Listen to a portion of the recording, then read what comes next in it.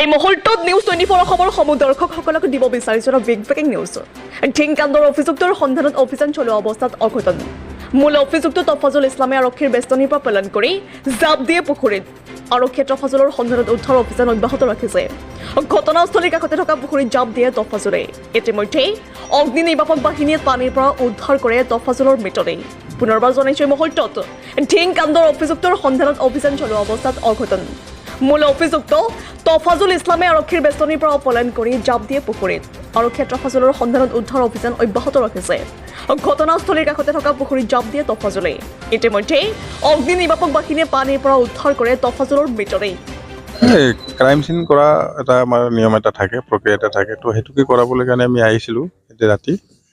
তো সি পলায়ন কৰিবলৈ চেষ্টা কৰি আমাৰ যিটো যোনে ধৰি আছিলে আমাৰ ষ্টাফ, তো তাকে গোটা মাৰি পুখুৰীত জাপ মাৰি সি তাতে পলাবলৈ চেষ্টা কৰোঁতে সি চাগে পাৰ হ'ব নোৱাৰিলে। তো ইয়াতে আটকি গ'ল। তো আমি SDRF টিম আহি কিনে ইয়াত অভিযান চলালোঁ। তো আপোনালোকে দেখা পালে তাৰ ডেড বডি ইয়াতে আমি উদ্ধাৰ হৈছে। এটা নামটো আছিল তফাজুল ইছলাম, যে আমি আমাৰ ৰিচেণ্টলি যিটো ৰেপ কেছ এটা হৈছিলে সেই কেছত এটা আমি গ্ৰেপ্তাৰ কৰিছিলোঁ। তো বাকী সি যিটো আমি প্লেচ অফ অকাৰেঞ্চত যিটো ক্ৰাইম চিন ৰিক্ৰিয়েটৰ যিটো আমাৰ এটা নিয়ম আছিলে তাকে আমি আনিছিলোঁ। তো আজি ঘটনাটো সেইটো হৈছে। তিনি অভিযুক্ত আছিল, প্ৰায় 2 অভিযোগ কৰাটা পৰিছে নেকি? আৰু নাই, বৰ্তমানতো আমি সেইটো তাক তদাৰক কৰিব পৰা নাই। যোৱা পৰহি যি বৰ্বৰতা ঘটনা এই স্থানতে হৈছিল, যি নাবালিকাক যি ধৰ্ষণ কৰিছিল, আজি যি তফাজুল পুলিচ বিষয়া পুলিচ প্ৰশাসনে যি তাক এৰেষ্ট কৰিছিল, আজি তেওঁ সোধপোছৰ কাৰণে তেওঁ গাঁৱলৈ তেওঁক আনিছিল আৰু 2জন অপৰাধীক কৰায়ত্ব কৰিবৰ কাৰণে যি প্ৰচেষ্টা চলাইছিল, তাৰপৰা পুলিচ প্ৰশাসনৰ পৰা তেওঁ দৌৰি পলাই পেলাই পানীত পৰিছিল। পানীত পৰি আজি মৃত ঘোষণা হৈছে বুলি আমি গম পাইছোঁ। গতিকে এই মূলতে ইয়াৰ কাৰণটো হৈছে যে সমগ্ৰ ৰাইজৰ সমগ্ৰ দেশে এই ঘটনাটোক এটা গৰিহণা দিছে। এই গৰিহণাৰ যিটো ভগৱানৰ যিটো আশীৰ্বাদ, যিটো পাপ, ৰাইজৰ যিটো বুলি কয় অভিশাপ, এই অভিশাপে তেওঁক মেৰাই ধৰিছে।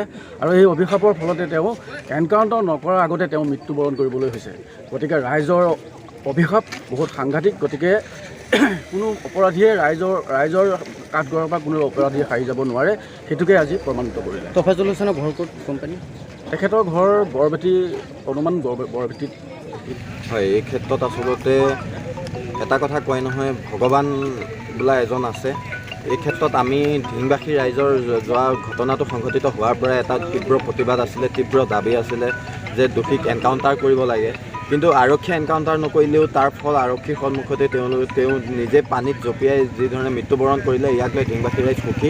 আৰু সেই যি কণমানি নাবালিকাগৰাকী আছিলে, তাই ন্যায়ৰ ক্ষেত্ৰত কিছু হ'লেও আমি সকাহ পোৱা যেন অনুভৱ কৰিছোঁ।